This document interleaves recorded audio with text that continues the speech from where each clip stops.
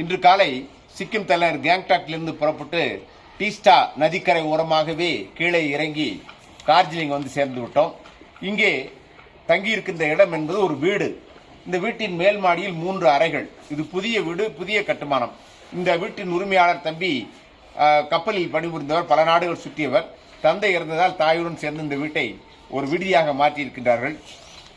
இந்த விடுதிக்கு வருகின்ற வழி இதுவரை வாழ்நாளில் நாங்கள் ஒரு 8 அடி 7 அடி அகலமான பாதையில், குறுகான பாதையில், குறுகிய சின்ன காரில் வந்து சேர்ந்தோம். எங்களுக்கு முதல் அதிர்ச்சியாகத்தான் இருந்தது. ஆனால் இங்கே வந்து பார்த்த பொழுது 3 அறைகளும் எல்லாமே புதிய அறைகள். கட்டணம் ஒரு நாளைக்கு 2000 ரூபாய் தான். 4 பேர் ஆளுக்கு 2 அறைகள், மேற்கொண்டு வேறு பயணிகளும் இருக்கிறார்கள்.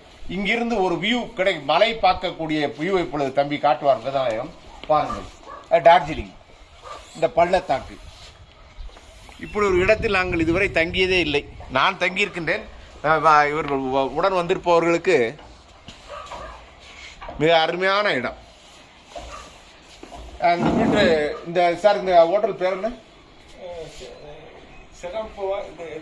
இது வந்து என்னுடைய பதிவில் எழுத்தில் தருகிறேன்.